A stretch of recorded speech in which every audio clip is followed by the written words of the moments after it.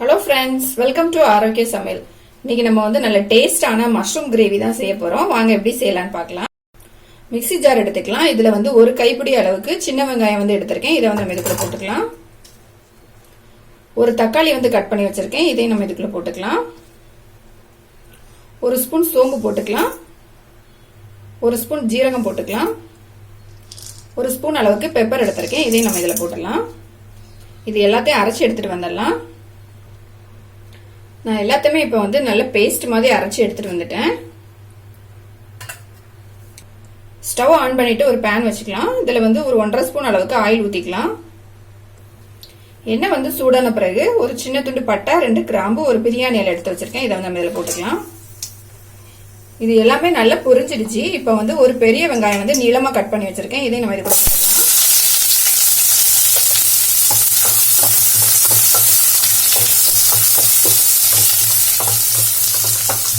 வெங்காயம் வந்து நல்லா வதங்கட்டும். வெங்காயம் வந்து நல்லா வதங்கிடுச்சு. ஒரு தக்காளி வந்து கட் பண்ணி வச்சிருக்கேன். இதையும் நம்ம இது கூட போட்டுக்கலாம்.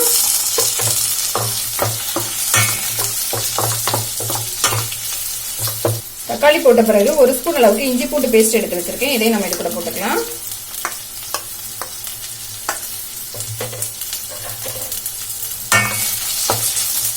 இந்த இஞ்சி பூண்டு தக்காளியும் நல்லா வதங்கட்டும்.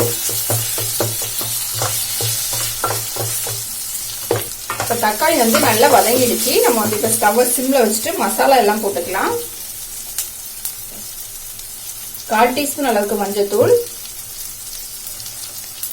1 ஸ்பூன் மிளகாத்தூள், 1/2 டீஸ்பூன் கரம் மசாலா, 1 ஸ்பூன் மல்லித்தூள், இதெல்லாம் போட்டுட்டு நல்லா மிக்ஸ் பண்ணிடலாம்.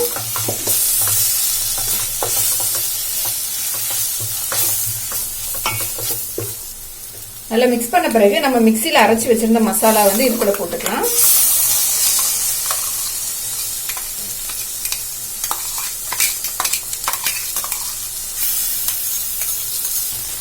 எல்லாத்தையும் நல்லா மிக்ஸ் பண்ணிக்கலாம்.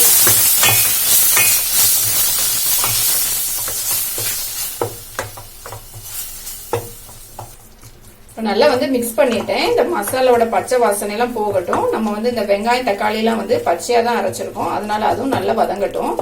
சிம்ல வச்சு நல்லா வதக்கிக்கலாம். இத நம்ம போட்ட மசாலா எல்லாமே நல்லா வதங்கிடுச்சு. நான் வந்து ஒரு 200 கிராம் அளவுக்கு மஷ்ரூம் எடுத்திருக்கேன். இதை வந்து இந்த சைஸ்ல கட் பண்ணி வச்சிருக்கேன். இதை வந்து நம்ம இதுல போட்டுக்கலாம். இப்போ போட்டுட்டு நல்லா மிக்ஸ் பண்ணிக்கலாம். இந்த மசாலாவும் இந்த மஷ்ரூம் எல்லாமே நல்லா ஒண்ணாகணும்.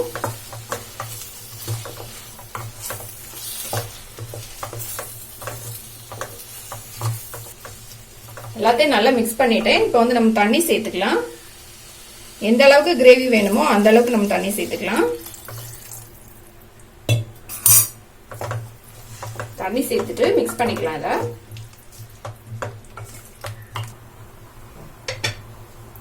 தண்ணி சேர்த்து நல்லா மிக்ஸ் பண்ண பிறகு நம்ம தேவையான அளவு உப்பு போட்டுக்கலாம்.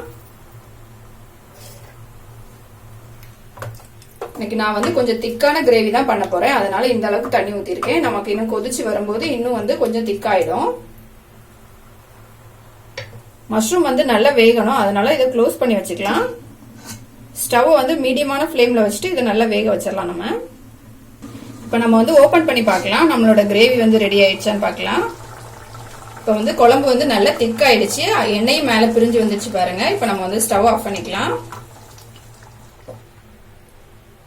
நம்மளோட மஷ்ரூம் கிரேவி வந்து ரெடி ஆயிடுச்சு. இது வந்து ரைஸ், சப்பாத்தி, தோசை எல்லாத்துக்கும் ரொம்ப நல்லா இருக்கும். கண்டிப்பா ட்ரை பண்ணி பாருங்க. இந்த வீடியோ உங்களுக்கு பிடிச்சிருந்தா லைக் பண்ணுங்க, ஷேர் பண்ணுங்க. மறக்காம என்னோட சேனலை சப்ஸ்கிரைப் பண்ணுங்க.